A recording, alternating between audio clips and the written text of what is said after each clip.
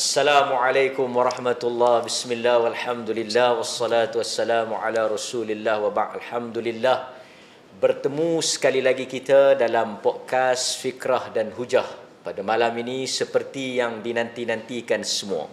Tapi sebelum kita nak meneruskan sesi perbincangan yang dinanti-nantikan ramai dengan tajuk yang panas, kerana masa kita promo hari itu Datuk, dah puluhan, ratusan yang dah komen, ada positif, ada negatif. Tapi insya-Allah nanti kita akan bincangkan. Cuma mungkin para penonton yang menonton tu agak pelik sedikit kerana kami pada malam ini tidak berlatar belakangkan kerusi Arab. Prop kami nampak berbeza. Di manakah kami berada? Ya. Pada malam ini kami bawakan khas secara langsung podcast Fikrah dan Hujah dari Kuala Lumpur, di mana restoran Amber Chinese Restaurant. Bersama dengan kita pada malam ini ada pemiliknya, nanti kita akan interview. Kita ucap terima kasih kepada Encik Ismail Cui yang menaja podcast kita pada malam ini. Jadi menarik, tajuknya hebat, hidangannya juga mantap, lokasinya juga baru. Mungkin perbincangan kita lebih daripada apa yang dijangka, insya-Allah. Datuk, tiba-tiba kita mari ke sini ni. Daripada nun jauh di utara, berada di tengah kota, di sebuah restoran yang terkemuka. Datuk selalu datang ke? Bismillahirrahmanirrahim. Alhamdulillah, selalu datang. Selalu, dan ini antara makanan yang bagi ana antara yang sedap. Yang sedap Dia bukan macam makanan Chinese food yang biasa-biasa. Ini dia mungkin nanti saudara Ismail boleh cerita. Dia Cina Utara. Cina Utara. Saudara Ismail ni pun ustaz juga sebenarnya. Dia belajar mengajar Islam tapi dia jadi businessman. Dia asal daripada China, nanti dia boleh cerita. Tapi dia mari makanan kampung dia. Dan mana bila first time masa saya datang, ingat makanan lebih kurang macam kita tahu lah. Tapi lain. Saya pernah ke Urumqi dan seumpamanya. Saya rasa makanan-makanan macam wilayah-wilayah itu ada rasa dia di sini. Okey. Alhamdulillah sedap dia. Jadi Datuk dah pernah rasa lah. Pernah rasa. Pernah rasa. Datuk kata sedap lah. Bagi nak bagi markah sedap lah. Sedap. Alhamdulillah. Mungkin dia pun nampak dah.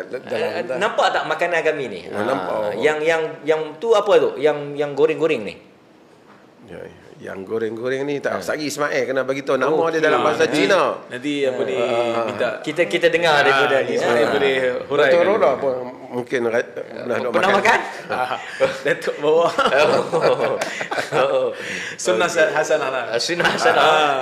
Okey, jadi malam ni kita makan makanan Chinese Utara. Seperti yang Datuk sebut, makanan ni pada lidah dia sedap lah, tapi mungkin orang lain khilaf tu.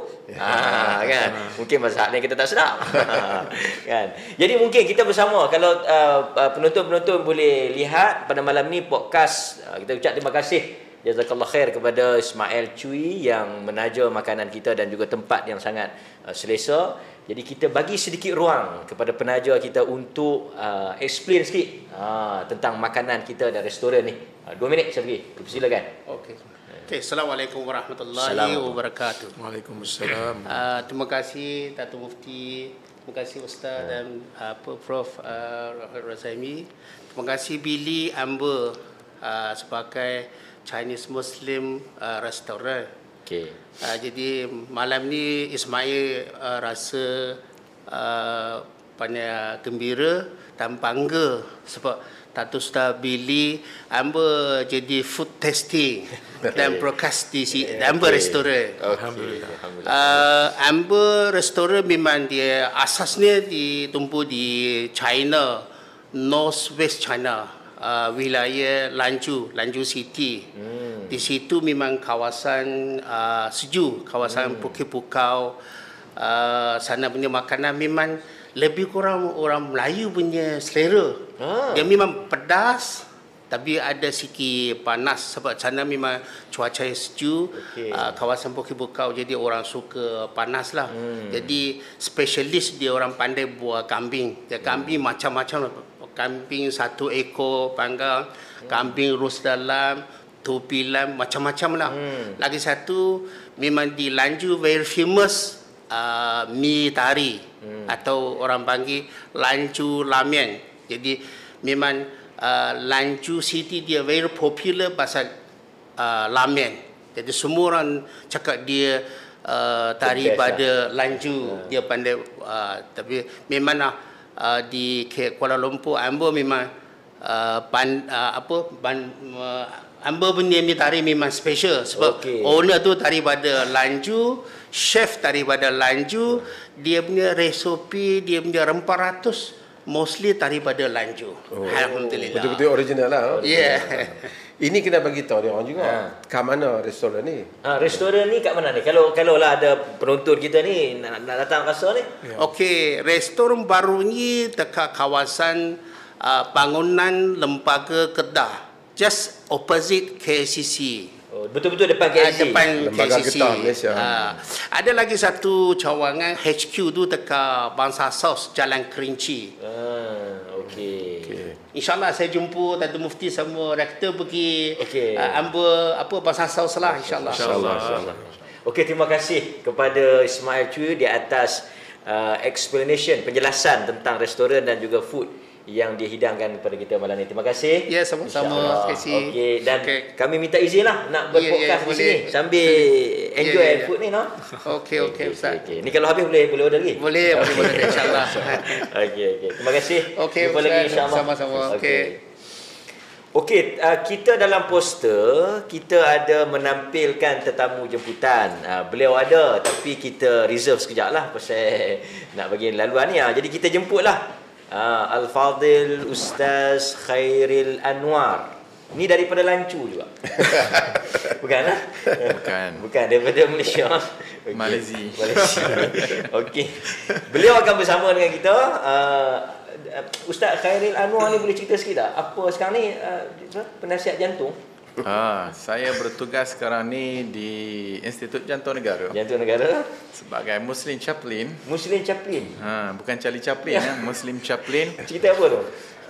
Lebih kepada spiritual care kepada patient, spiritual care kepada staff, kaunselor agama lah. Kaunselor spiritual, tak semestinya agama. Ya, spiritual capahannya itu lebih luas. Okey, baik.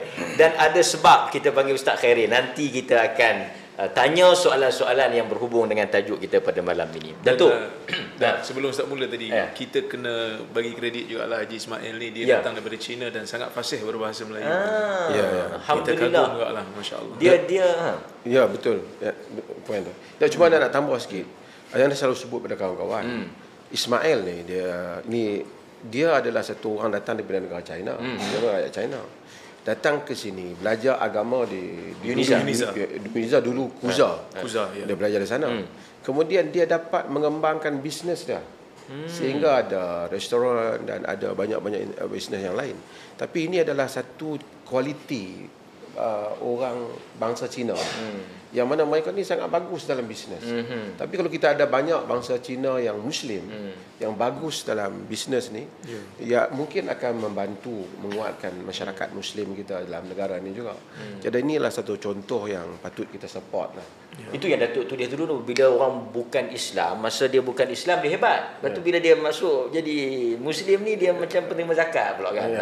Tapi ini dia Islam daripada asal, tapi masuk kualiti orang Islam banyak di China ni. Kualiti kita biasanya sebut Cina ni kita terbayang yang bukan Islam saja. Banyak orang Islam di China. Dan Ismail salah seorang orang Islam datang Muslim sini. Asal Islam datang sini dengan perniagaan yang bagus. Okey. Alhamdulillah. Jadi kita minta seluruh penonton kita untuk support bisnes ni, bukan saja kerana dia Muslim tapi kerana makanan dia sedap, insya-Allah. Okey, baik.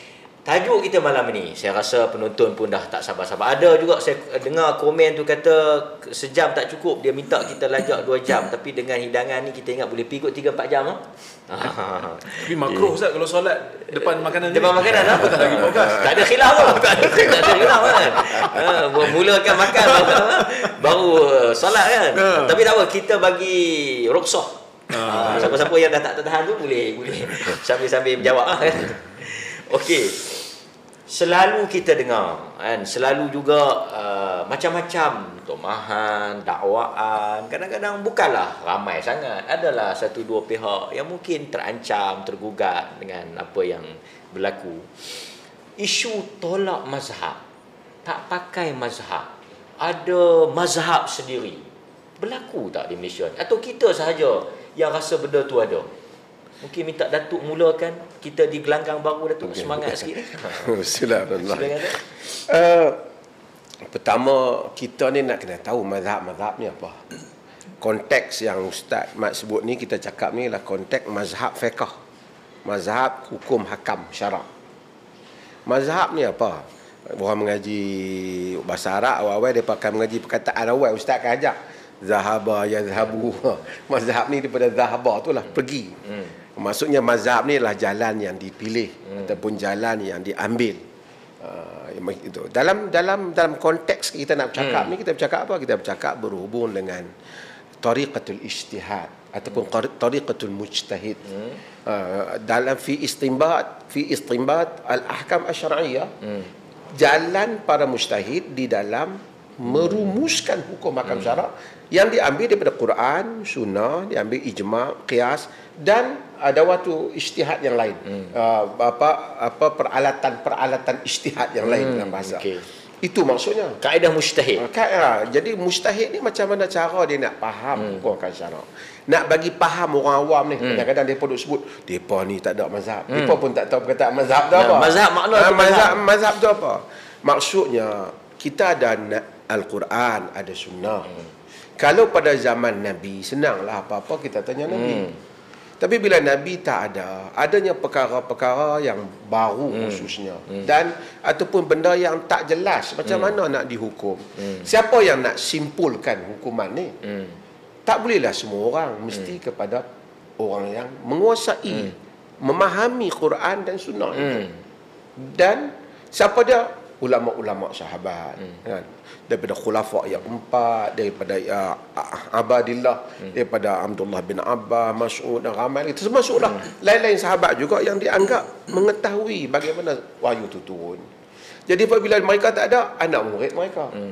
Jadi tujuannya nak faham Quran dan sunnah, tapi oleh kerana ketidakmampuan untuk faham itu, memerlukan kepada orang yang tolong rumuskan bagi benda-benda yang tak jelas daripada sumber asal sama, bagi mentahqiqkan makna fas'alu ahli dzikr in kuntum la ta'lamun. Tanya orang yang mengetahui, ahli dzikr iaitu ahli yang punya ilmu pengetahuan jika kamu tak tahu. Itu asasnya. Jadi nak tanya siapa? Ada orang tanya Omar, tanya Abu Bakar, tanya Abdullah bin Abbas. Ini mazhab lah. Cara bagaimana Abdullah bin Abbas faham. Kadang-kadang tak sama macam mana Abdullah bin Umar faham. Berbeza. Omar faham tak sama dengan Ammar faham. Jadi berlaku begitu. Itulah mazhab. Jadi mazhab Abu Bakar. Begitu asalnya. Lama-lama mazhab tu banyak, tapi yang stabil, yang paling besar 4. Itu mazhabul arba'ah, 4 mazhab. Apabila orang datang kemudian pandangan-pandangan yang diberikan, orang ikut.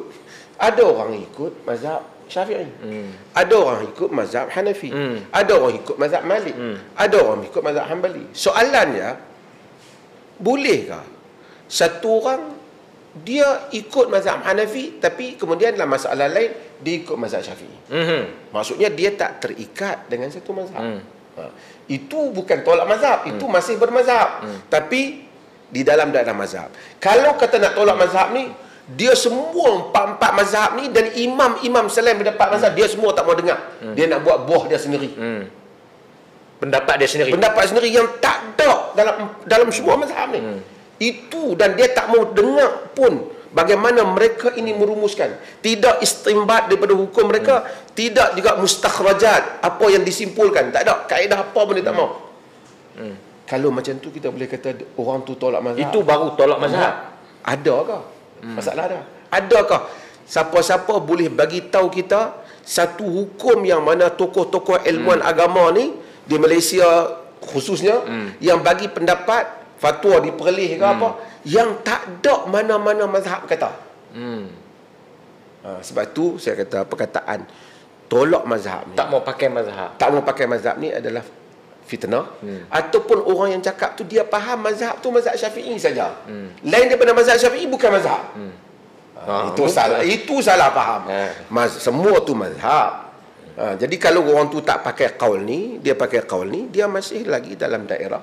Dia masih dikira bermazhab. Bermazhab. Maksudnya ada mazhab rujukannya. Bermazhab. Sebab itu orang seperti, katalah, ambil tokoh-tokoh fiqh lah.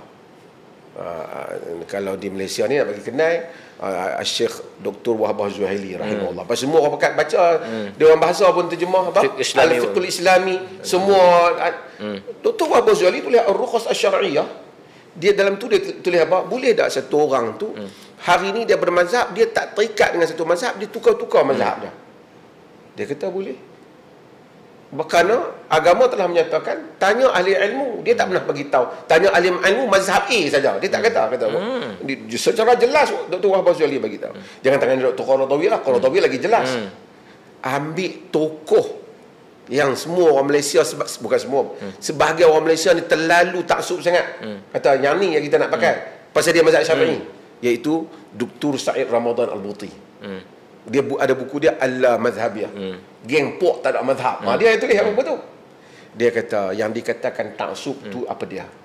Taksub tu apabila satu orang beriltizam dengan satu mazhab, kemudian dia antara dia dengan Allah, dia tahu kaul yang dia pegang itu lemah. Menyanggahi dalil yang kuat. Dia kata tapi dia tetap duk pegang juga kaul tu kerana dia rasa dia mazhab tu. Itulah taksub mazhab yang dicela. Dia kata dia tokoh mazhab Syafi'i. Dan lagi pusingan saya akan sebut bagaimana dia sendiri menolak pandangan mazhab Syafi'i secara tegas. Dia menolak dan dia kata salah. Contohnya apa? Dalam buku Al-Jihad fil Islam, kaifa nafahamuhu wa kaifa numarisuhu. Dr. Said Ramadan Al-Buti, dia mazhab Syafi'i, dia minta supaya hendaklah masyarakat tak berpegang pada pandangan mazhab Syafi'i dan Zahiri yang kata orang kafir itu diperangi disebabkan kekufuran. Mereka diperangi disebabkan ilahnya ialah kerana hirabah, kerana mereka memusuhi Islam, bukan kerana kufur tu. Dr. Yusuf Al-Qaradawi dalam buku Al-Jihad fil Islam kata apa? Kena nasihat ke orang bahawasanya jangan pegang dengan pandangan mazhab Syafi'i di dalam masalah ni. Bukan depa hina mazhab. Bukan depa keluar mazhab. Depa pergi pada mazhab yang lain. Itu kita nak kena jelas noktah ini dulu.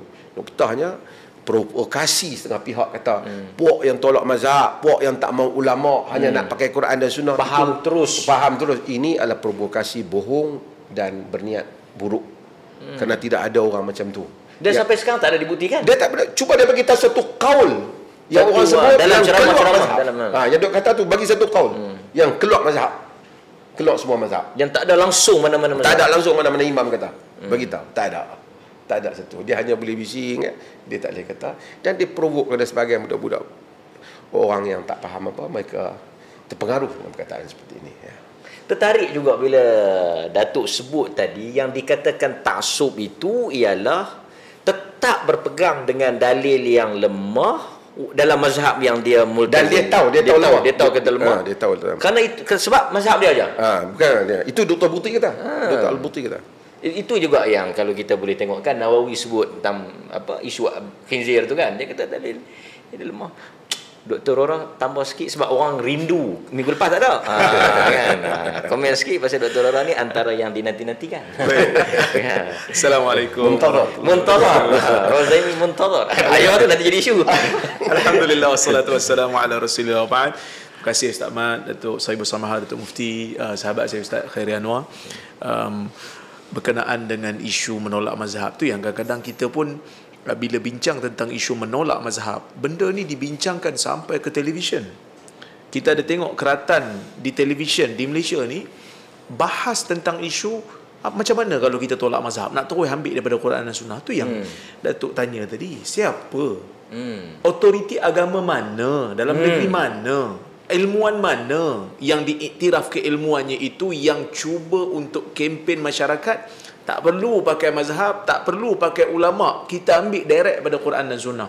Siapa yang kata? Kaul mana yang mana siapa yang sebut begitu? Kita bimbang benda ni hanya sekadar sembang-sembang menakut-nakutkan orang awam dan dengan tujuan untuk menghalang orang awam ataupun memunculkan satu pandangan pada orang awam, mereka ini puak-puak ni tak nak pakai ulama, tak nak pakai mazhab, mereka ambil daripada Quran dan Sunnah.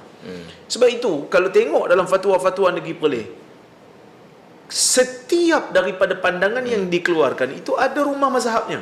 Cuma macam Datuk sebut tadi, apabila kita berbincang tentang isu bermazhab ni kan ada kategorinya. Ada yang multazim, ada yang ghairu multazim. Multazim ni maksudnya daripada awal sehingga ke hujung dia akan berpegang dengan satu imam dia. Dia tak keluar. Kerana diyakini inilah yang boleh menyampaikan dia kepada syurga. Kerana dia tak ada kemampuan. Tapi ada yang tidak beriltizam. Yang tidak beriltizam ni para ulama mengikut pandangan yang sahih, pandangan yang rajih. Orang awam tidak wajib beriltizam dengan satu mazhab dalam semua kehidupan dia.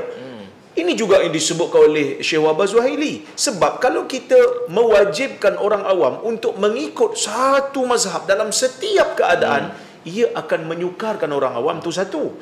Yang kedua, dia akan menjadikan amalan orang awam tu terbatal. Kerana cuba cek salat orang awam ni, betul ke semua ikut muktamad mazhab Syafi'i? Setengah tu dia tak tahu pun. Setengah tu kadang-kadang dia pun tak tahu. Dia kata kadang-kadang buat mazhab sendiri pun. Tapi solat dia taklah batal. Cuma sebab dia tak ada kaitan dengan rukun, dia cuma kadang-kadang dalam perkara-perkara yang dianggap sebagai mustahabat, benda-benda sunat dalam solat yang ditinggalkan kerana tidak mengikut mazhab Al-Imam Syafi'i rahimahullah. Itu yang pertama. Maksudnya ia sengaja dimomokkan seolah-olah macam benda tu ada. Dia samalah macam sebahagian daripada individu berceramah sana sini, asyik cerita pasal bahaya Wahabi, asyik cerita pasal kesesatan Wahabi. Seolah-olah macam itu satu ancaman dalam negara kita ni. Kan 2-3 orang lah saya tengok. Tapi bila pergi ke mahkamah, bila ditanya Mufti Perlis, adakah dia Wahabi? Kan, adakah dia itu setuju tak dia tidak mengamalkan ajaran Wahabi dan sebagainya? Dia setuju pula. Ada dia dalam mahkamah tu. Kan? Dia tak berani pula mengaku. Kenapa tidak disebutkan, kan Datuk? Kenapa tak disebutkan secara jelas? Sama juga macam kes ni, bila kita sebut bahaya tak ikut mazhab, bahaya menolak mazhab. Cuba bagi tahu kat kita siapa. Sekadar yang kita tahu yang menolak mazhab ni telah pun difatwakan sebagai menyeleweng. Kita tengok ada golongan Qur'aniyun. Ini memang tak pakai mazhab. Ini memang tak pakai ulama. Nak tengok semayang daripada Quran. Semayang pun tidak. Yang ni kita dah fatwakan pun. Kan? Anti hadis ni. Tapi selain daripada tu siapa? Cuba sebut. Jadi sebab itu kadang-kadang kita rasa macam isu ni lebih kepada isu tomahan dan tuduhan yang tidak ada bukti. Ia lebih kepada sentimen-sentimen kerana nak menjauhkan orang-orang awam ataupun orang-orang yang tidak ada pengetahuan yang lanjut daripada satu-satu aliran ataupun satu-satu tokoh. Ini benda yang bahaya kerana kita telah create satu sangkaan pada orang awam benda yang tak betul. Sebab tu contoh kan bila saya kongsikan apa-apa dalam keratan-keratan video, bila saya hurai masalah ini pandangan ulama ni, pandangan mazhab ni, ada yang komen dia kata, pakai pula ulama, pakai pula mazhab. Dulu kata tak perlu. Saya tak tahu sejak daripada bila yang saya kata tak pakai ulama, tak pakai mazhab. Dan dia termakan fitnah. Dia termakan. Ini menunjukkan dia termakan fitnah. Sangat-sangat bahaya. Dan benda ni harus diberitahu daripada awal, di Perlis ke, di mana-mana ke, di Perak ke, di mana-mana ke, setiap daripada otoriti agamanya tidak ada yang declare kita tak memakai mazhab. Tak terikat ia. Bahkan bukan kata Perlis je, dalam negara kita ni setiap orang dah merentas mazhab dalam keadaan-keadaan yang tertentu. Cuma sama ada declare ataupun tak declare je lah. Sama dia tahu ataupun dia tak tahu. Sama ada dia tahu ataupun tak tahu je lah. Sebab itu kadang-kadang ada seorang hamba Allah ni, dia perempuan lah. Duk mengata kat saya lah. Dia kata seolah-olah macam dia ni menghina Imam Syafi'i dan sebagainya. Tu orang tanya dia soalan. Hang ni perempuan, pasal apa tak pakai niqab? Mazhab Syafi'i muktamad kena pakai, kena tutup semua. Wajib. Wajib tutup. Kenapa kau tak pakai? Mungkin dia tersentak lah. Maksudnya dia pun dah lompat pergi mazhab lain. Ataupun dia pun tak tahu mazhab Syafi'i tu apa dia. Dia duk sebut, orang duk sebut mazhab Syafi'i, dia sebut kata dia mazhab Syafi'i. Di mana mazhab Syafi'i dia ambil, dia pun tak tahu. Dia pun tak tahu. Jadi ini benda yang sangat. Cuma nak sebut sikit lah, sebut masa niqab ni tadi sebelum Ustaz KA cakap ni. Tapi kalau nak tengok pandangan niqab ni niqab ni purdah pakai purdah. Sebab lagi dia berkeliru pula kan. Niqab mana pula kata. Purdah ni, purdah yang tutup muka tu. Purdah ni dalam mazhab Syafi'i qaul mu'tamad wajib, mazhab Hanbali juga wajib. Dalam mazhab Malik dan mazhab Abu Hanifah dia tak wajib kan, tapi dia kata mustahab. Dan kita bukan nak tapi ada tak pandangan yang keluar daripada empat mazhab ni? Ada. Pandangan sendiri ada. Siapa dia punya pandangan? Ni dia orang ni jangan sensitif, tapi betul dia boleh tengok sendiri. Iaitu pandangan Dr. Ali Jumaah yang mereka duk panggil Mari Malaysia ni. Dia menyatakan niqab laisa minasyariah. Niqab bukan daripada syariat. Adat yang bukan daripada syariat. Itu pandangan Dr. Ali Jumaah. Niqab tutup muka tu, niqab purdah tu bukan daripada syariat. Bukan daripada syariat, bukan daripada Islam lah. Maksud dia tak ada kaitan. Dia kata ni adat saja, tidak ada kaitan Islam. Ada Arab. Itu pandangan dia tu empat mazhab tak ada. Empat mazhab sama ada kata sunat ataupun kata wajib. Tapi tak ada lah pula bila dia datang Malaysia kata ni orang yang tolak mazhab. Bahkan mereka bawa inilah tokoh mazhab.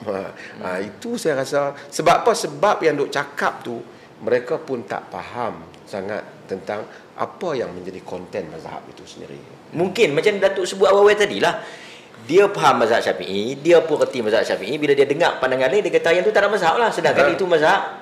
Kita tanya pasal awak mazhab Syafi'i, Syafi'i lah. Apa bukti awak mazhab Syafi'i? Syafi'i lah. Dia tak tahu. Dia tak pernah baca Al-Um ke, dia tak pernah baca cara Ijtihad Ar-Risalah Nihayatul Minhaj ke, dia tak pernah baca apa, dia tak pernah baca semua tu. Ustaz KA dah mazhab? Alhamdulillah. Bermazhab apa? Mazhab sendiri ke? Mazhab sendiri ke? Maksud kita tak pernah ni jemput lagi, kita nak tengok mazhab dia. Okey. Boleh boleh. Boleh sikit. Apa komen? Sila komen dengan jujur dan bermazhab. Mazhab saya? Ya. Kita oleh kerana dah duduk dalam Malaysia ni secara umumnya adalah kita terdidik dan mengaji dalam mazhab Syafi'i. Dan itu adalah nature bagi setiap orang yang duduk dalam negara yang berlainan, tempat dia dilahirkan dan tempat dia dibesarkan, maka pasti akan dia pelajari mazhab setempat. Dan itulah kalau sekiranya disebutkan tadi, hatta Syekh Al-Albani rahimahullah, apabila ditanya kepada dia bagaimana cara nak belajar fiqh, ini yang konon Al-Albani ni Allah mazhabiyah ni yang dikatakan macam tak ada mazhab ni, tapi Syekh Al-Albani sendiri apabila ditanya bagaimana cara nak mempelajari fiqh, jawapan Syekh Al-Albani adalah belajar fiqh setempat itu dulu. Step pertama adalah mempelajari fiqh setempat. So kalau kita di Malaysia, maka mazhab kita adalah Syafi'i, maka kita adalah mempelajari fiqh Syafi'i. Jika sekiranya dia dilahirkan di Saudi, maka dia mempelajari Hanbali. Jadi itu adalah mazhab setiap kita lah. Bahkan macam Dr. Rozami sebut tadi, kalau nak betul-betul lah, orang awam ni nak mazhab apa sebenarnya kan? Orang awam ni tak ada mazhab.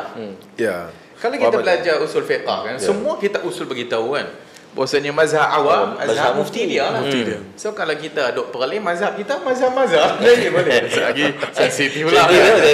Mazhab mufti. Mazhab mufti. Masuk dalam konteks tu, masuk orang awam mengikut fatwa guru yang dia belajar fiqh. Yang dia tanyakan. Mufti itu masuk guru agama. Kalau saya kuat mazhab Syafi'i, sebenarnya dia tak kuat mazhab Syafi'i, dia tak tahu. Betul.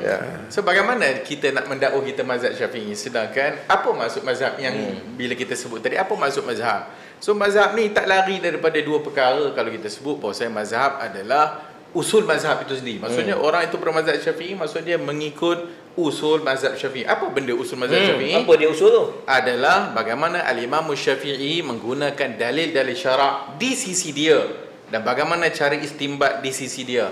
Jadi kalau kita tengok mazhab-mazhab ni, mazhab banyak. Tinggal yang empat ni yang masyhur kerana banyak anak murid yang menulis dan menyebarkan. Bahkan Al-Imam mazhab Zahiri juga adalah dikira mazhab yang kelima yang masih lagi tersebar pada waktu kini kerana adanya Al-Muhalla.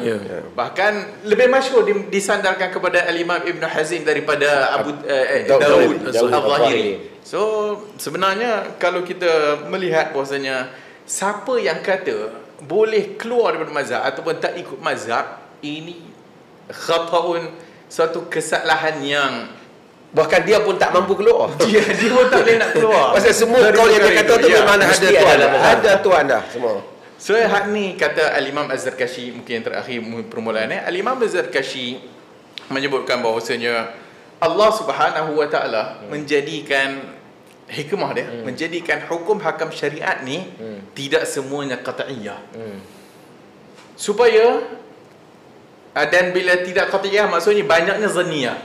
Li'alla yanhasiru fi mazhabin wahid. Supaya kebenaran ataupun pandang itu tidak hanya terkongkong pada satu mazhab saja. Itu yang Imam Zarkashi menyebutkan.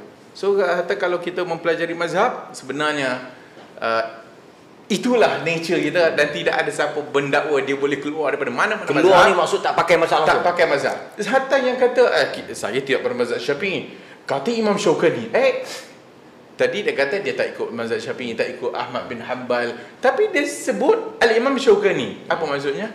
Masih still dalam kerangka mengikut orang. Wallahu a'lam. Okey Datuk, terus teranglah. Dah panas, dah macam-macam komen ni. Saya tu nak cakap tu lah ni kan. Terus teranglah. Dah ramai, dah lama sangat duk tanya ni. Paling dahsyat, yang paling kerap dah saya tahu, semua duk komen ni nak tanya ni lah. Pelih ni tak pakai mazhab, tak ada mazhab, tolak mazhab. Selalu pelih lah. Pelih ni depa bukan mazhab Syafi'i, depa ni mazhab Kediri, mazhab pandai. Mufti depa tu semua buat pandai Kediri lah, fatwa ikut dia lah. Jawab sikit Datuk supaya kita boleh satu Malaysia boleh dengar terus langsung ni. Dah berpuluh tahun dah ni sampai tukar kerajaan, tak habis-habis lagi isu pelih tolak mazhab ni.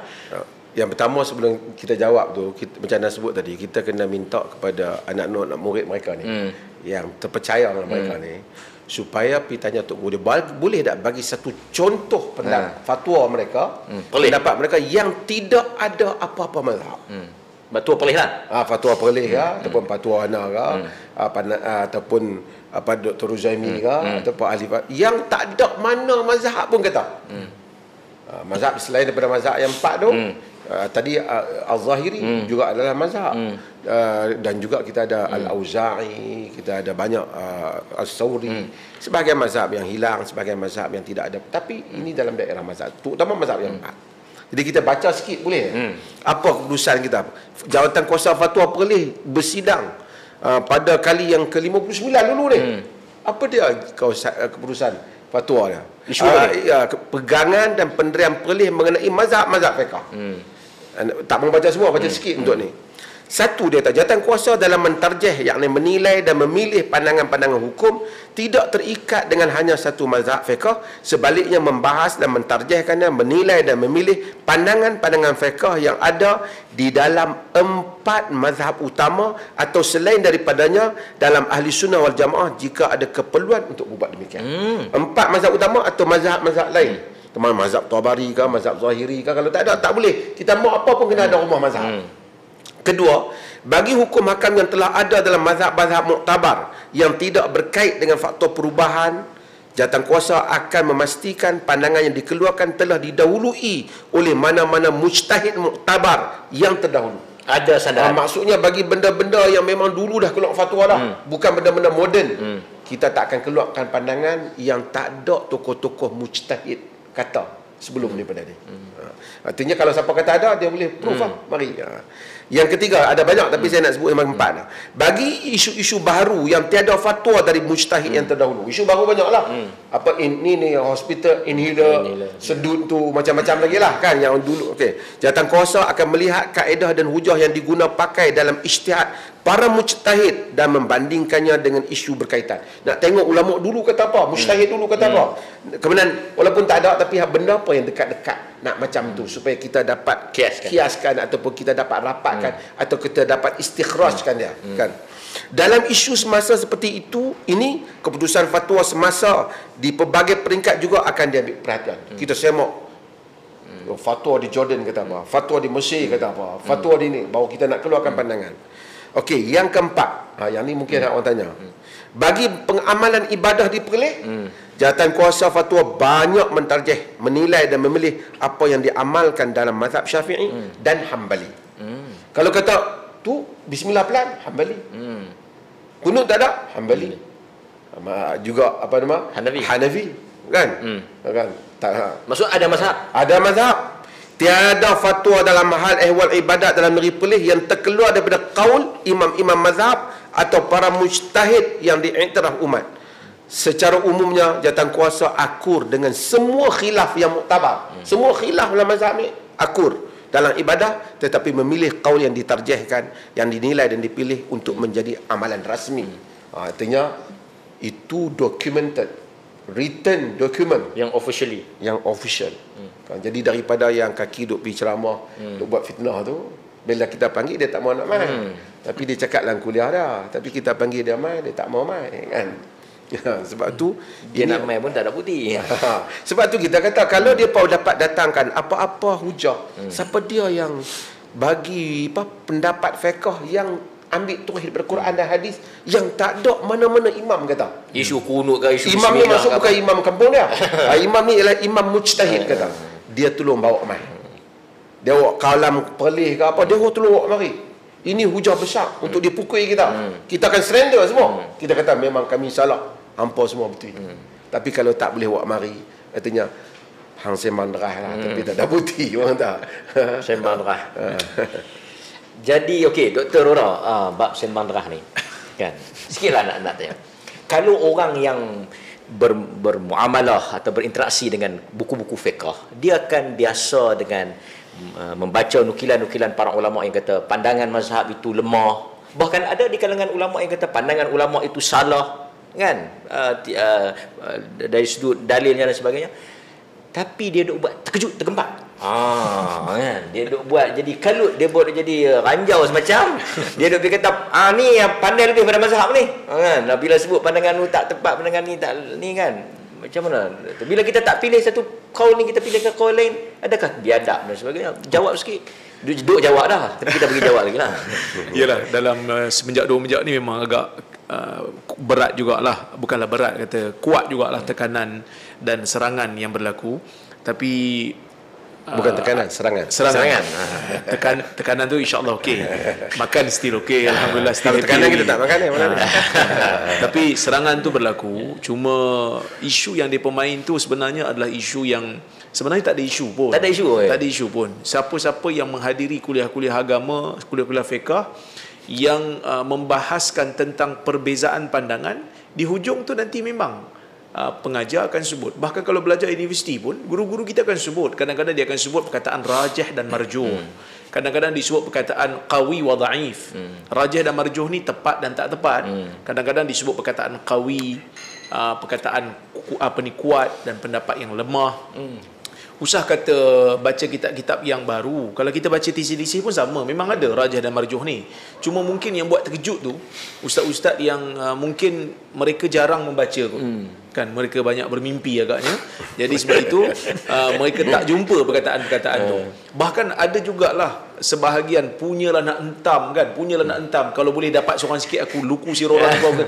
Bawalah pak istilah-istilah dalam mazhab Syafi'i, al-azhar, al-masyhur, al-asah, itu penilaian nukilan-nukilan dalam mazhab. Apabila kita bandingkan pandangan-pandangan yang berbeza, kita tak boleh lari untuk berbahas tentang mana pandangan yang lebih kuat dan mana pandangan yang kurang kuat, ataupun mana pandangan yang tepat dan mana pandangan yang tidak tepat. Kerana dua-dua pandangan, dua-dua mazhab ataupun tiga, apabila berbeza, mereka bercanggah. Kita tak boleh kata ketiga-tiganya betul pada saya. Sebab itu Imam Syafi'i pun sebut. Dia kata apa? Ra'yi sawab wa yahtamilul khata' wa ra'yu ghairi khata' wa yahtamilus sawab. Atau kama qala Imam Syafi'i pun sebut, dia kata pandangan aku ni betul pada aku dan boleh jadi salah. Pandangan orang lain salah pada aku dan boleh jadi betul juga. Kerana kita bergantung dengan penilaian dan kemampuan kita. Mungkin dia tanya pula, habis tu kau tak terima pandangan Imam Syafi'i, kau kata pandangan Imam Syafi'i tak tepat, kau hebat sangat ke? Kita pun boleh tanya dia soalan tu bila dia pilih pandangan Imam Syafi'i, Imam Ahmad yang kau tak pilih pandangan dia ni, kau tak ada tiga mazhab ni. Kau pandai pada Imam Ahmad. Kau pandai pada Imam Ahmad. Kau pandai pada Imam Malik. Kau pandai pada Imam Malik. Pandai pada Hanifah ke? Contohnya macam bismillah kuat. Kebanyakan negeri dalam Malaysia baca bismillah kuat. Mazhab boleh guna bismillah slow. Cuba tanya mazhab mana yang pakai bismillah kuat dan mazhab mana yang pakai bismillah slow. Saya boleh kata Kebanyakan mazhab menggunakan bismillah slow. Hanya minoriti yang pakai bismillah kuat. Jadi adakah kita nak kata, kita boleh tanya kat dia soalan yang sama, tapi kita tak mau tanya lah kerana benda tu tak cerdik. Takkan nak tanya awak pandai lagi 3 awak pandai lagi daripada majoriti ulama ke sampai tak nak pakai bismillah pelan ni? Kita tak tanyalah soalan tu kerana kita tahu dalam masalah fiqh, dalam masalah khilaf, apabila seseorang telah meneliti, telah membaca dan buat penilaian, itu pandangan dia dan penilaian dia berdasarkan kemampuan dia. Bila saya yang taklah berapa pandai sangat ni mengajar, baca sikit, saya buat keputusan, saya memilih pandangan ni kerana kekuatan hujahnya pada saya. Dia pergi tanya kita pula, hang siapa? Hang belajar kat mana? Janganlah fikir pasal saya, you fikir pasal you. Sudahlah, you tak setuju dengan saya, you buatlah penilaian you sendiri. Kan? Lepas tu ada juga yang tak jadi. Dia tak ada cerita lain. Cerita pasal bid'ah, cerita pasal kunut. Cerita pasal bid'ah, cerita pasal kunut. Kadang-kadang dia tengok video kita yang viral 2-3 kerat je. Betul. Saya punya kuliah ni seminggu 5 hari. Tak ada cerita pasal bid'ah melainkan hanya tak sampai 1% pun. Tak cerita pasal kunut subuh melainkan hanya 1%. Bila sampai bab tu ataupun bila ada orang tanya, dia tengok 2-3 kerat, lepas tu dia terus buat kesimpulan. Ini yang Datuk Mufti duk sebut 2-3 kali dalam kuliah kita tu. Dia sebut apa? Kalau durian tak boleh pakai, mangkak. Kata orang Perak kata mangkor. Jenis tak boleh pakai, tak ada manfaat. Yang sukar untuk memahami apabila kebencian dah ada dalam diri. Kita kok mana pun, kita akan berdepan dengan penilaian. Bila kita hidup dalam dunia ni, apabila kita nak berurus niaga dengan online, kita nak pakai mazhab mana? Kan? Kita pakai mazhab Hanbali, membenarkan jual beli tanpa menyebut ijab qabul secara lafaz. Kita pakai mazhab Hanbali. Kenapa tak pakai mazhab Syafi'i? Jauh di sudut hati kita, kita akan jawab apa? Ya tentulah mazhab Syafi'i tak tepat, kurang tepatlah masalah tu. Tapi kita tak sebutlah. Cuma kalau kita buat benda yang sama, kenapa kita nak pergi kecam orang apabila dia menyebutkan benda tu? Bahkan saya sebut perkataan tak tepat tu, dikatakan kurang beradab dan sebagainya. Tolong bagi tahu saya apa perkataan yang lebih beradab. Saya tak kata pandangan tu batil, saya tak kata pandangan tu sesat, saya tak kata pandangan ni merepek. Saya kata pandangan ini tak tepat. Pandangan ini dengan penilaian, saya kata pandangan ulama lain ataupun mazhab lain lebih tepat. Saya tak tahu perkataan apa yang nak digunakan. Kan Al-Imam Nawawi umpamanya dalam kitab Al-Majmu', apabila dia menilai pandangan-pandangan mazhab yang berbeza, ada juga disebutkan pandangan inilah pandangan yang sahih. Maksudnya pandangan yang lain yang bercanggah dengan pandangan yang dipilih tu tak sahih lah, tak tepat lah, lemah. Kenapa Imam Nawawi tak dikecam? Ketika mana saya bawakan pandangan Imam Tabari pun mengatakan pandangan Imam Syafi'i dalam masalah ini salah, tak betul. Nak membuktikan yang saya juga mengikuti ada sandaran. Dia kata apa? Hang level Imam Tabari ke? Saya jadi pening. Saya nukil nak kena satu level pula sekarang ni. Dia nukil tak apa. Dia nukil pada siapa-siapa pun boleh. Ini yang kadang-kadang kita kata, kok mana pun betul lah kata pepatah, redha nas ghayatul la tudrak. Redha manusia ni satu matlamat yang tidak akan dapat kita capai selama-lamanya. Jadi kita buat kerja kita, kita teruskan mengajar, insya-Allah satu ketika orang akan mula faham. Itu orang panggil apa? Arab kata apa? Kambing sekali wa intar, apa? Ghanam wa intar. Kambing sekalipun dia terbang. Cerita tak? Satu orang tengok daripada jauh, burung ke kambing? Seorang kata burung, seorang kata kambing. Pergi dekat, dia terbang. Tentulah burung. Tentu burung, tapi dia tak mau. Kambing tapi jenis terbang. Masa dia ada buat keputusan. Dia ada buat keputusan. Kalau nak kira macam tadi, kalau nak kira ni zakat pendapatan yang diterima oleh semua negeri ni, bukan mazhab Syafi'i. Bukan mazhab Syafi'i. Perbankan yang mereka terlibat banyak, bukan mazhab Syafi'i. Yang boleh dengar lagu negara aku, lagu apa kata, soalkan lagu negara aku, bab yang buka radio dengan muzik tu menyanggahi banyak mazhab, mazhab yang 4. Kita tak keluar mazhab. Tapi sebahagian tu yang bercakap tentang isu tak nak kena pegang satu mazhab dan sebagainya ni, sebahagian mereka dalam bidang muamalat, sebahagian mereka menjadi penasihat perbankan Islam. Masa dia orang bekerja, bagi nasihat pada bank boleh pula rentan mazhab, keluar mazhab. Dia kata yang ni bab muamalat, kita bincang bab ibadat. Bukan ke dalam bab ibadat sepatutnya mabniyatun 'alal musamahah. Huququllah mabniyatun 'alal musamahah. Hak Allah dalam bab ibadat ni, Allah Taala itu Ghaffar, Allah Taala itu Rahim. Dibina ibadat itu di atas toleransi. Allah Taala itu bersifat rahmah. Tapi dalam bab muamalat sepatutnya musyahah. Dalam bab muamalat ni dibina di atas apa yang kita panggil sebagai manusia punya hak ni. Orang manusia kan lebih ketat. Lebih ketat lah patutnya daripada nak lompat-lompat mazhab ni. Tapi dalam bab muamalat begitu luas. Boleh lompat ke mana pun. Dia masalah tang aku, tang hang tak boleh. Itu masalah. Dia sebenarnya kadang-kadang dia hasutan. Hasutan ni daripada setengah pihak. Lepas tu yang mendengar tu dia orang tak ada background apa. Yang mendengar hasutan ni dia tak peduli apa, dia memang nak kata. Tu ada orang tu cerita apa? Cerita satu orang sakok serigala tengok anak kambing minum air. Dia kata aku nak makan kau sebab apa? Apa dosa aku kata? Sebab kau telah cemarkan air ini pada tahun lepas. Dia kata tahun lepas aku tak lahir lagi. Dia kata, kalau macam tu bapak hang cemarkan. Artinya apa pun aku nak kata. So dia orang ni tak guna berhujah nama kata, tapi tujuan kita perbincangan malam ni ialah supaya memberikan education kepada orang yang mempunyai nilai itu yang mahu nak faham. Itu tujuan fikrah dan hujah ni, kita nak jawab dan kita nak bagi pencerahan. Dan satu supaya dapat kita didik masyarakat supaya bila dia dengar sesuatu ni dia jangan mudah. Kita di Malaysia ni macam-macam sekarang ni kan. Mudah sangat orang kata orang Malaysia ni mudah kena scam. Kan? Ni baru cerita, nanti kita cerita pasal apa? Mengaku keluarga Nabi pakat bagi duit pun tak sangka. Dan alhamdulillah malam ni kita tidak dihidangkan oleh udang. Jadi kita tak payah kopek udang. Okey. Jadi Ustaz Khairil Anwar dah dengar tadi ni kan. Isu yang paling kita nak dapat pencerahan. Setengah orang dia tak boleh beza antara mengikut mazhab kan dengan ta'assub mazhab. Kadang-kadang kita macam Ustaz sebut tadi, ada macam Ustaz dalam perubatan pun mungkin ada yang keluar mazhab. Tadi contoh bank pun keluar mazhab, zakat pendapatan keluar mazhab. Keluar tu maksudnya memilih pandangan-pandangan lain lah kan. Keluar daripada mazhab Syafi'i. Keluar daripada masuk mazhab lain. Lepas tu dia bertanya pula, Datuk katanya bila masuk. Boleh jawab so, sikit. Kalau disebutkan tadi beberapa contoh dalam bab muamalat, boleh pula kita memilih banyak pandangan. Kalau kita tengok dalam bab kesihatan pula ni, ustaz-ustaz yang mengajar kat hospital, kat masjid ni, wajib sembahyang walau dalam apa jua keadaan.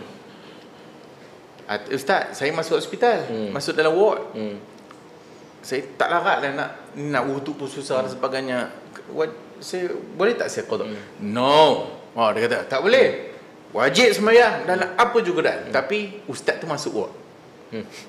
Ustaz yang patua tu. So bila ustaz tu masuk ward, dia tak sembahyang. Bila kita tanya dia, orang berpengalaman cakap. Kenapa tak solat kan? Dia kata nanti qada lah. Sekarang kita nak tahu ni mazhab mana yang kata sembahyang ni ada cuti. Melainkan orang perempuan saja ada cuti. Orang perempuan dia ada cuti sebulan sekali. Tapi orang lain wajib sembahyang dalam apa juga dah. Sampai ke tahap nak gedik-gedik mata kan. Sembahyang gedik-gedik mata pun kena. Kalau mata pun tak boleh gedik-gedik, sembahyang dalam hati. Tetap kena sembahyang. Tetap kena sembahyang. Tapi dalam bab perubatan dia boleh.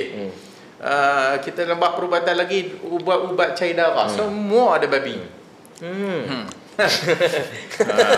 Lagi kita masuk hospital, lagi nak buat operation jantung kan. So bila kita operation jantung tu, semua mesin, hadlang mesin yang menggantikan jantung tu, darah keluar, bila dia keluar daripada badan kita semua tahu dalam sains pun kita belajar, darah kita akan membeku. Macam mana tak nak bagi darah tu membeku, maka kena pakai heparin. So heparin dalamnya ada unsur babi. Ada unsur babi lah. So pakai je lah kan. Pakai je lah. Dalam bab-bab macam tu, sebenarnya tak ada khilaf di kalangan mazhab pun kalau bab darurat dan sebagainya. Masa dia nak mati dia tak fikir mazhab kot. Dalam mati dia tak fikir mazhab. So dia fikir apa yang dia rasa boleh selamat dia nak buat lah. So dalam masalah macam kita sebut tadi mazhab, ta'assub itulah yang ditentang oleh para alim ulama kita. Tak ada ulama yang kata boleh. Tak ada, maksudnya tak ada siapa yang membahaskan ataupun tak ada siapa kita dengar kalam ulama yang kata kita keluar mazhab. Tak ada.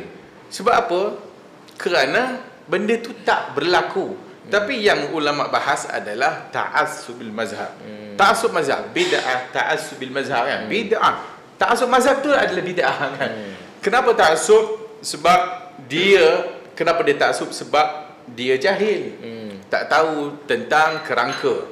So kadang-kadang ada orang pula ambil pendirian bahawasanya takkanlah mazhab Syafi'i salah. Dia ulama kan. Dan satu pihak lagi mungkin dia kata tak boleh, ni berdosa, habis semua mujtahid berdosa. Ini keadaan ini tak lari daripada dua keadaan lah. Salah satunya kerana jahil tentang kadar ulama tu. Maksudnya dia tak kenal kedudukan ulama tu. Yang kedua, jahil tentang syariat Islam. So itulah dua keadaan yang menyebabkan dia jadi macam tu. Maka ta'assub mazhab adalah macam disebutkan tadi, kita memilih pandangan walaupun kita tahu pandangan itu bercanggah dengan Quran dengan sunnah jelas bercanggah dengan Quran sunnah yang jelas, kita tetap mengambil pandangan itu. Dan ta'assub juga sehingga mencerca mazhab lain. Kita tak sedar kadang-kadang kita kata kita ni mazhab Syafi'i. Tapi bila kadang-kadang kita mengulas dalam kuliah tu, bila kita kata ni sesat. Sebenarnya kita bukan menyesatkan Mufti Perlis. Kita bukan menyesatkan ahli majlis fatwa Perlis. Kita menyesatkan ulama mazhab lain. So kita kata mazhab Syafi'i kata gini-gini. Siapa yang selain daripada itu sesat, maka dia telah menyesatkan Imam Malik. Maka dia telah menyesatkan Abu Hanifah. Maka dia telah menyesatkan Ahmad bin Hanbal tanpa dia sedari. Tanpa dia sedari. Sebab nafsu, hawan. Kerana mengikut nafsu, syahwat. Kerana tak suka dengan satu pihak, maka dia pun buat demikian. Sebab tu kalau kita tengok dalam pembelajaran mazhab ni, ulama bahagikan kita belajar mazhab ni, ada bahagian pertama sekali ta'liq. Itu belajar komen ataupun melihat komen para ulama. Naik kepada satu peringkat lagi, tahqiq. Tahqiq maksudnya kita belajar mazhab dengan dalil-dalilnya. Ada lagi peringkat yang tertinggi, tadqiq, mendalaminya. Mendalami itu apa dia? Mendalami itu sehingga kita mengetahui hatta khilaf dalam mazhab. Dalam mazhab itu sendiri, mazhab Syafi'i ada khilaf. Bukannya mazhab itu maksudnya satu qaul. Dah, mazhab boleh jadi 2-3 qaul dalam mazhab yang sama. Tapi oleh kerana jahil, maka kita mendakwa bahwasanya ini keluar daripada mazhab Syafi'i, sedangkan itu juga qaul seperti yang sebut tadi Al-Imam Nawawi, tak perlu sama babi dan sebagainya. Itu pandangan walaupun dia pada mazhab Syafi'i. So itu biasa di kalangan para ulama. So sehingga para ulama menyatakan qaul yang masyhur, la yashummu raihatal fiqh, tidak kan cium bau fiqh itu man lam ya'rifil khilaf. Siapa yang tak tahu khilaf ulama. So siapa yang tak tahu khilaf ulama, dia tak akan bau fiqh tu. So fiqh itulah dia. Dan bila kita tahu ada kepelbagaian dan pandangan, itulah kelazatan fiqh sebenarnya. Tapi itu tak dirasai oleh orang yang taksub. Tak dirasai oleh orang yang jahil, terhadap mazhab jumud, yang tidak berkembang dalam pemikiran dia. So sebenarnya dia tak belajar mazhab sebenarnya. Dia tu sendiri tidak mempelajari mazhab. Mazhab Syafi'i, hatta mazhab dia pun dia dengar ulasan orang bagi kuliah dia dengar ulasan ustaz tu bagi kuliah dan sebagainya. Syafi'i. So Syafi'i dia dalam kunut, zikir dan sebagainya. Keluar sikit daripada pintu masjid, sebenarnya semua dah kita dah cacah merba dah. Dah ikut mazhab ni. Wallahu a'lam. Tadi Ustaz KM menyebut bahawa kalau dia kadang-kadang dia nak tembak Dr. Zaimi, dia tertembak At-Tabari rahimahullah, Al-Imam At-Tabari. Saya dia tak tahu. Tapi Datuk, bila kita sebut nama 4 imam tadi, kita tahu Al-Imam Malik guru kepada Al-Imam Syafi'i. Al-Imam Syafi'i guru kepada Imam Ahmad. Al-Imam Syafi'i mengaji dengan anak murid Abu Hanifah kan, Muhammad Hasan Al-Syaibani, Qadhi Abu Yusuf. Artinya ada keharmonian, ada ikatan itu. Tapi main kat kita ni seolah-olah kalau aku mazhab Syafi'i, aku tak bermusuh dengan mazhab. Ya, betul. Inilah yang bahana pentaksub tadi. Dia melihat mazhab-mazhab ni bukan saja tidak ada hubungan, bahkan dia melihat sebagai musuh. Siapa ikut mazhab ni, dia terkeluar daripada dia terkeluar daripada jalan yang benar. Kita nak tanya dia, hak masuk syurga ni mazhab satu mazhab ke? Kan semua mazhab-mazhab ni ialah mazhab yang diterima oleh umat sebagai diterima oleh umat untuk dijadikan amalan. Walaupun ada secara perinciannya mungkin ada perkara-perkara yang mungkin kita tak amalkan. satu orang tak terima pandangan itu umpamanya. Umpamanya tadi dalam mazhab Malik, dia memakruhkan kita bismillah bila kita salat, ketika membaca Fatihah makruh kan umpamanya. Tapi pun begitu Imam Syafi'i tak pernah kata Imam Malik tok guru dia semayang dia batal, Imam Malik tu sebanyak, dia tak kata. Itu guru dia. Bahkan ada riwayat hadis yang diriwayatkan dalam Musnad Ahmad daripada Imam Ahmad mengambil hadis itu daripada Imam Syafi'i, mengambil hadis itu daripada Imam Malik. Imam Malik mengambil hadis itu daripada Ibn Syihab Az-Zuhri, Ibn Syihab mengambil daripada Abdul Rahman bin Ka'ab bin Malik mengambilnya daripada Nabi SAW. 3 imam dalam satu sanad. Nasamatul mu'minin ta'irun ya'luqu fi syajaratil jannah tu. Ruh orang mukmin yang bergantung di pokok di syurga tu. Itu hadis tu 3 imam duduk dalam satu sanad. Menunjukkan bagaimana hubungan. Sebab tu an-nasu fil fiqh yal ala Abi Hanifah, kata Imam Syafi'i. Manusia dalam fiqh itu, mereka itu adalah berhutang budi kepada Abu Hanifah. Dengar komen Imam Malik kepada komen Imam Syafi'i kepada mazhab kepada Imam Malik. Dia tak kata Imam Malik yang tak sah. Dan komen kepada Imam Ahmad kepada Imam Syafi'i. Komen Imam Syafi'i kepada Imam Ahmad. Ma taraktu Baghdad rajulan afqah min Ahmad bin Hanbal. Aku tidak meninggalkan Baghdad satu orang yang lebih faqih daripada Imam Ahmad bin Hanbal. Dia kata Syafi'i itu kasyams, kata Imam Syafi'i itu bagi mentari, kata. Ini semua adalah hubungan yang begitu harmoni.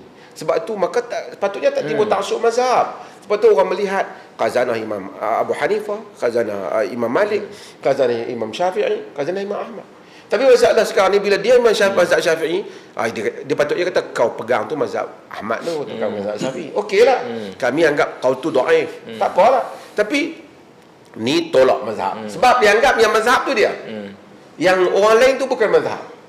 Ini adalah satu kekeliruan yang nyata. Tadi saya sebut tentang kalau orang kata ada ke qaul mazhab yang bercanggah dengan Quran. Bukan soal dia bercanggah secara jelas di sisi Tuhan ataupun tak, tapi bercanggah pada penilaian mujtahid tu. Mujtahid yang lain. Macam-macam saya sebut tadi Said Ramadan Al-Buti. Saya sebut dia Said Ramadan Al-Buti ni sebab Buti ni jadi rujukan. Diterima. Terutama orang mazhab Syafi'i di Malaysia ni. Pasal dia tulis kitab Al-Mazhabiyah, kata As-Salafiyah, marhalah zaman dia mubarakah ala mazhab Islami. So dia banyak rot yang Salafi ni, maka orang pakailah Buti ni. Buti itu sebut di dalam Al-Jihad fil Islam tu dia apabila dia mengulas ayat Quran, wa in ahadun minal musyrikin istajarak fa'jiru hatta yasma'a kalam Allah thumma ablighu ma'mana. Bila musyrikin minta perlindungan, maka lindungi dah dia sehingga dia mendengar kalam Allah dan hantar dia ke tempat yang selamat. Dalam surah Taubah. Kata Al-Buti, ayat ini dan 2 ayat ini jelas menyanggahi pendapat mazhab Syafi'i. Pada nilai dan mazhab Zahiri. Dia kata sedangkan dia mazhab Syafi'i. Adakah kita kata Buti telah mendakwa dia lebih pandai daripada Syafi'i? Adakah dia keluar mazhab? Dia keluar mazhab ataupun dia telah jadi sesat barat masuk neraka? Ini adalah masalah orang-orang yang dangkal, yang bermain guli, mari main fiqh. Patutnya dia pergi main guli lah, tapi dia nak main fiqh. Fiqh adalah perbahasan. Di Malaysia ni, kalau mereka tengok perbahasan di peringkat kebangsaan ke apa, semua qaul kadang-kadang dibentangkan. Hatta negeri-negeri yang bentangkan macam-macam pendapat tentang ubat-ubatan semua, dia kalau terikat dengan mazhab Syafi'i saja menjadi sempitlah pandangan itu. Dibuka dengan pandangan yang luas. Tiba-tiba bila orang pakai puak-puak ni sebenarnya depa tak mau ulama, depa nak Quran hadis sendiri, faham sendiri. Depa sangka depa sama dengan Imam Syafi'i. Hampa tak mau pendapat Imam Syafi'i, hampa alim dengan Imam Syafi'i. Macam Dr. Rora kata, kita mau tanya, hang tolak pendapat Imam Malik, hang alim macam Imam Malik. Hang tolak pendapat Imam Abu Hanifah, hang dia pendapat Abu Hanifah. Bila dia nak pakai satu pendapat, 2-3 hari ni pendapat kenduri arwah ni. Seumpamanya. Main apa? Dia awak keluarlah ni yang bagi pendapat kenduri arwah ni, dia ni hafal dulu daripada kecil hafal Quran banyak ni. Ni yang Imam Nawawi, imam-imam yang bagi ni, dia tak hafal Quran lah. Dia tak pakai hafal hadis lah. Dia bukan hang berlawan dengan kami. Kaul hang tu telah berlawan dengan imam-imam mazhab. Itu realitinya. Dia bila ambil satu kaul, dia tunjuk, ini mimpi orang ni. Itu saya kata, ini orang yang bermain guli dah nak main fiqh. Fiqh bukan itu cara dia. Fiqh adalah soal dalil, hujah, tarjih. Bila kita kata qaul ini dhaif, bukan kita kata imam tu masuk neraka. Bukan kita kata imam tu tak pandai. Imam tu bodoh. Tak ada kaitan. Bila kita kata di qaul itu dhaif, bukan kerana qaul kita lebih sahih daripada qaul imam tu. Qaul itu dhaif dibandingkan qaul imam-imam yang lain yang setanding, setara ataupun lebih ramai, lebih berhujah, imam-imam yang mujtahid juga. Itulah masalah pentingnya untuk kita meluasi pembacaan, merujuk bacaan. Nampak macam nak tambah? Nampak macam nak tambah? Dia sentiasa digambar-gemburkan seolah-olah macam ustaz ni Rora versus Imam Syafi'i. Sedangkan bukan Rora versus Imam Syafi'i. Imam-imam lain yang berbeza pendapat dengan Imam Syafi'i. Lepas tu dia persoalan kita. Hang siapa nak pilih-pilih ni? Hang ni who are you nak tarjih-tarjih ni? Saya bukanlah siapa-siapa. Tapi orang minta kita mengajar. Kita mengajarlah. Kebetulan pula Datuk Mufti lantik jadi AJK Fatwa, adalah sikitlah kemampuan untuk buat penilaian dan sebagainya. Tapi kadang-kadang apabila kita membaca kitab fiqh, katalah kita tak mau tarjih, tapi kalau kita baca kitab mazhab Syafi'i sendiri pun, kita akan berdepan dengan khilaf yang kita terpaksa buat pilihan. Kan? Kita terpaksa buat pilihan juga. Contohlah, kita buka kitab Imam Baihaqi dalam Sunan Kubra, dalam masalah sapuan kepala ketika ambil wudu. Berapa kali nak sapu? Kalau tengok dalam kitab-kitab mazhab Syafi'i, 3 kali sapu. Tapi Imam Baihaqi dalam masalah ini, walaupun dia itu adalah kita boleh kata tonggak lah dalam hadis, ketika dia menghuraikan ataupun menyusun kitab Sunan Kubra tu, jasa dia besar kepada mazhab Syafi'i kerana menghimpunkan riwayat-riwayat yang digunakan oleh mazhab Syafi'i sebagai dalil. Tapi dalam masalah sapuan kepala, dia ada menyebutkan pandangan yang sedikit berbeza daripada pegangan mazhab dia. Dah ada 2 pendapat tu? Dah ada 2 pendapat. Katalah satu orang dia baca kitab Sunan Kubra, dalam masalah dia kata, saya nampak Imam Baihaqi ni punya pandangan tepatlah daripada pandangan ulama' lain dalam mazhab Syafi'i. Adakah dia sesat dalam masalah tu ataupun biadab dalam masalah tu? Baca kitab Majmu' pun sama. Imam Nawawi juga ada ikhtiarat dia. Takkanlah satu orang apabila mengikut Imam Ibn Hajar Haytami jadi elok, tiba-tiba ikut Imam Nawawi yang tak sama dengan Ibn Hajar Haytami tiba-tiba jadi sesat. Sedangkan dua-dua tu kita kata adalah ulama' besar yang dianggap sebagai tonggak dalam mazhab Syafi'i. Jadi sebab itu saya melihat bila kita biarkan benda ini subur dalam masyarakat, tomahan demi tomahan, tuduhan demi tuduhan, serangan demi serangan atas benda yang tak jadi isu pun, ia akan memandulkan orang-orang yang ingin mengaji agama ataupun belajar agama. Kadang-kadang dia bersuka juga umat mandul ni sebab dia boleh ambil kesempatan kan, mungkin. Tapi itulah, kita tak boleh biarkan. Kerana universiti bila kita ada pengajian fiqh di universiti peringkat tinggi lah, bukan lagi sekolah dah, sampai universiti dah, buat master, buat PhD, mestilah ada tarjihan, mestilah ada orang kata apa, pemilihan pendapat. Takkan kita tak bagi dengan kata, kau ni belum sampai lagi, kau belum mimpi jumpa Nabi lagi, kau jangan nak pergi tarjih. Who are you? Itu yang kadang-kadang kita rasa macam kita nak bawa umat ni ke mana? Kan? Kita nak bawa umat ni terus menjadi mandom ataupun kita nak pergi kepada ke arah yang lebih akademik. Berikan dia ruang untuk dia berbahas, berikan dia ruang, tapi dengan disiplin lah. Maksudnya dengan, kita boleh kata, sound argument, hujah-hujah yang valid.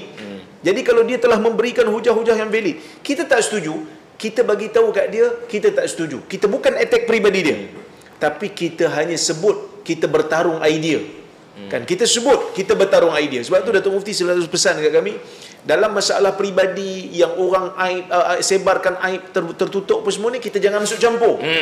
Kita lebih kepada pergi kepada isu idea, hujah. Tengok pandangan dia, kita tak setuju dengan pandangan ni, kita kritik pandangan dia tu. Nak belajar di mana ke, sijil apa ke, kita tak ambil kisah sangat.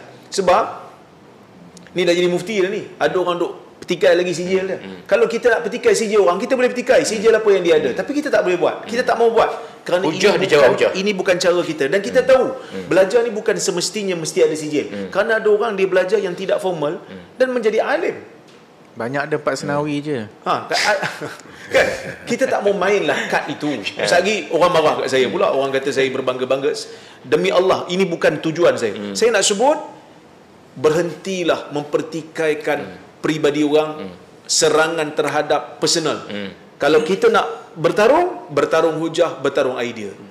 Inilah yang akan hatu burhanakum. Hatu burhanakum in kuntum shadiqin. Kadang-kadang kita duk pergi kata kat orang kataan yang tak elok dengan hinaan. Dia satu hari nanti apa-apa Allah patah balik kat kita. Dengan cara yang kita tersangka dan tak sangka. Hati-hati ya. Betul. Kita ni dah saya tak tahulah dah sejak lebih ke apa kan, tapi masih lagi panas dan ramai yang masih mengikuti lagi setia ni. Jadi kita tak payah sejuk-sejukkan lah, kita panas-panaskan lagi kan. Dia selalu kalau forum ni dah penutup, dia nak kena cool down kan. Kita tak mau cool down, kita terus sejuk dia makanan kita ni. Kita panaskan dengan soalan dia. Dia sebenarnya macam ni je Ustaz Khairil. Buah last lah ni bagilah kan buah-buah tanggung ni sikit kan. Dia kata kebanyakan yang sebenarnya yang kata mazhab ni, yang ni mazhab Syafi'i, yang ni mazhab Syafi'i, hakikatnya tidak. Jadi bila dia nak buat kata yang kita buat ni salah, ini yang mazhab Syafi'i, yang dia buat tu hakikatnya tak. Jadi dia nak tutup lawan dia tu, dia nak apa lawan dia tu dia gunakan mazhab Syafi'i. Jadi mungkin nasihat dan juga irsyad ke apa ke bagilah kan, supaya masyarakat kita dapat pencerahan. Wajib atas setiap kita termasuk ustaz-ustaz untuk mempelajari dan memahami sejarah penubuhan mazhab. Kita atas perkataan penubuhan tu saya tak suka guna. Sejarah kemunculan mazhab. Di awal-awal kalau kita tengok, tidak dinisbahkan kepada orang, dinisbahkan kepada negeri. Mekah, Madinah. Kemudian kita ada mazhab Al-Ra'i Kufah, kita ada mazhab Ahlul Hadith Madinah. Hatta Al-Imam Syafi'i di awal-awal kita panggil qaul qadim, dia kata ana madhhabi, mazhab aku adalah mazhab fuqaha al-Madinah. Mazhab fuqaha al-Madinah. Apabila dia mempelajari, dia jumpa dengan Muhammad ibn Hasan al-Shaybani, belajar mazhab Abu Hanifah, dan akhirnya dia keluar dengan pandangan dia, dan dia berpindah-pindah dan akhirnya di Mesir, dan dia ada mazhab dipanggil qaul jadid. Jadi itu yang perlu kita fahami. Dan berikutnya, kenapa mazhab tu boleh berkembang dan sebagainya. So bila dia berkembang kerana ada anak murid yang menyebarkannya, ya anak murid yang mengikut bagaimana cara mereka memahami dalil daripada Al-Quran dan Sunnah. Jadi balik kepada apa yang disebutkan tadi, kalau kita lihat, jangan hanya mendakwa. Kita banyaknya ustaz, termasuk ustaz-ustaz lah, mendakwa ini mazhab Syafi'i, mendakwa ini mazhab Syafi'i, menyebabkan pengikut-pengikut juga menyatakan inilah dia memahami itu mazhab Syafi'i, sedangkan daripada mazhab Syafi'i jauh sekali. Jadi dia mendakwa ini mazhab Syafi'i, tapi bila kita ajar kepada masyarakat, kita buka kepada kitab-kitab Syafi'iyah, jadi kita tengok berlainan pula. So bila kita tengok berlainan, maka siapa yang malu? Mereka dan keluarga mereka yang malu dah. Jadi apabila kita tidak insaf, maksudnya kita ini tak merujuk sendiri, hatta yang menjadi cacat dalam masyarakat kita, ustaz kita sendiri tak mampu nak merujuk kepada kitab-kitab mazhab. Tak ada mana-mana ulama-ulama mazhab, hatta Abu Yusuf Muhammad ibn Hasan al-Shaybani, sehingga dikatakan dia menyelisihi Abu Hanifah, sehingga berapa 2/3 daripada mazhab Abu Hanifah. Tak ada pula siapa menyatakan bahawasanya ini kurang ajar kepada guru dah. Al-Imam Al-Muzani juga ada berbeza pandangan dengan Al-Imam Al-Syafi'i, sedangkan dia itu belajar dengan Imam Syafi'i 20 tahun, melazimi Al-Imam Syafi'i, sehingga dia memandikan jenazah Al-Imam Syafi'i. Tapi ada berbeza pandangan. Semua, tak ada apa yang terlepas. Hatta setiap ulama dalam mazhab pasti akan ada berbeza pandangan. Tinggal lagi kita perlu insaf dan adil dalam bab ni. Jangan berkata wala taqfu ma laysa laka bihi ilm, inna as-sam'a wal basar wal fuad kullu ulaika kana anhu mas'ula. Ini masalah kita. Yang terakhir, ingat apa yang Allah sebut apabila menceritakan terhadap orang-orang yang diazab pada hari akhirat. Apabila mereka bertemu depan Allah Azza wa Jalla ni, mereka dahlah kena azab. Tapi mereka kata, wahai Tuhan, kami ni dulu dekat dunia yang menyesatkan kami ni kubara'ana. Mereka lah adalluna sabil. Mereka lah yang menyesatkan kami daripada jalan. Kubara apa? Kubara. Kubara boleh jadi pemimpin. Pemimpin ada dua. Pemimpin politik dan pemimpin agama.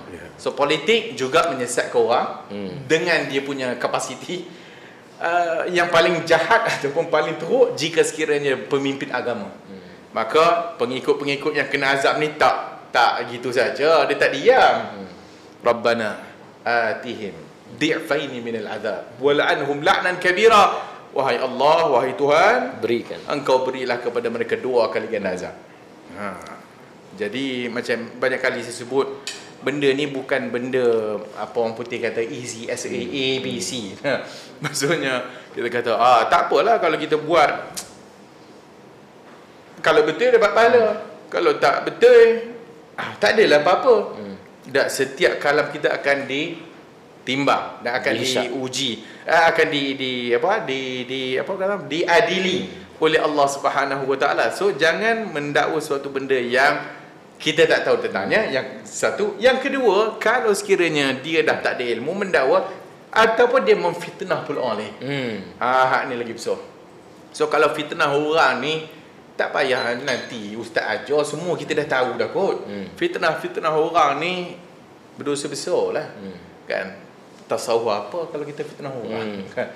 Kita duk belajar mazhab Syafi'i dan sebagainya, tetapi tak mengikut akhlak imam, tak mengikut akhlak ulama. Jadi hak ni adalah kebobrokan kita, kecacatan dalam masyarakat kita, bermula daripada hak yang atasnya. Dan kalau yang hak atas tu tak betul, hak yang bawah apatah lagi. Apa yang nak kita harapkan daripada pengikut-pengikut bawah yang kadang-kadang kesian. Ditipu oleh guru mentah-mentah. Kata orang ditipu di siang hari. Jenuh mereka nak backup pula tu. Nak backup pula tu. Dah lah tipu, backup pula. Dah backup pula, kantoi lagi. So okey. Tak kata apa? Kena tipu hidup-hidup, dah mati-mati dia percaya. Okey. Kita nak tamat Ustaz Ahmad. Nak tamat dah. Sikit tapi nak kempen satu buku ni, lama buku ni. Buku Ma'al A'immah. Bagus buku ni, ramai orang nak baca lah. Syekh Salman Audah. Dia cerita tentang Ma'al A'immah ni, cerita tentang mazhab yang 4. Siapa yang ada ni, dia baca buku ni Ma'al A'immah. Bagi ustaz-ustaz ataupun bagi mereka yang boleh baca Arab, dia baca bahasa Arab lah. Bagi yang tak boleh berbahasa Arab, ada bahasa lain? Bahasa Inggeris. In the Company of the Imams. Jadi it's a very good book talking about the 4 imam. So buku yang bagus, bercakap tentang 4 imam ni. So buku ni lama dah. Kita sama Audah pun dalam penjara sekarang. Mudah-mudahan Allah bebaskan dia. Jadi boleh baca buku ni. Kerana bagi yang malas nak berhujah tu tak payahlah. Tapi bagi kitanya, banyak tonton kita ni middle class. So middle class ni boleh baca buku ni. You can find this book in the Company of the Imams. So boleh Ma'al A'immah. Jadi boleh dapat buku ni. Tahu buku yang baik. Bahan bacaan. Banyak lagi buku lain lah, tapi buku ni bagus, ringkas. Ada bagus satu sebab dalam bahasa Arab dan bahasa Inggeris. InsyaAllah kalau siapa-siapa kajian boleh keluarkan bahasa Melayu kan. Sebab apa, Ramli baca bunyi Arab. Okey. Tuan-tuan hadirin hadirat sidang penonton, saya mohon maaf sekiranya kita ada terkurang dalam sepanjang sesi podcast kita pada kali ini. InsyaAllah ini bukan sesi podcast yang terakhir. Minggu depan ada, tapi di mana lokasinya tunggu. Apakah menunya nanti, mungkin minggu ni China, minggu depan India, Siam dan sebagainya, kita tak tahu. Tapi itu semua mazhab-mazhab yang diiktiraf. Okay. Terima kasih kepada ketiga-tiga tokoh panel yang telah bersama dengan kita pada malam ini. Alhamdulillah. Dan kami ucap terima kasih sekali lagi kepada restoran Amber, Ismail Cui dari Lanchu, utara China, insyaAllah. Jadi mudah-mudahan mainlah makan di sini. Tempat apa tu kan? Boleh mai makan di sini di depan KLCC, Bangunan Lembaga Getah Malaysia. Parking di belakang. Parking di belakang dan very good food. Dan ini semua makanan yang diiktiraf oleh mazhab. Tidak ada yang tak halal. Yang penting halal. Bukan sembelihan kita. Sembelihan Muslim. Yang ini sembelihan yang berkitab. Okey, terlebih tu kurang kami mohon maaf. Terima kasih kepada semua yang menonton dan memberi komen positif sehingga ke akhir rancangan. Sekian, saya sudahi dengan Assalamualaikum warahmatullahi wabarakatuh. Kita jumpa lagi minggu hadapan insya-Allah.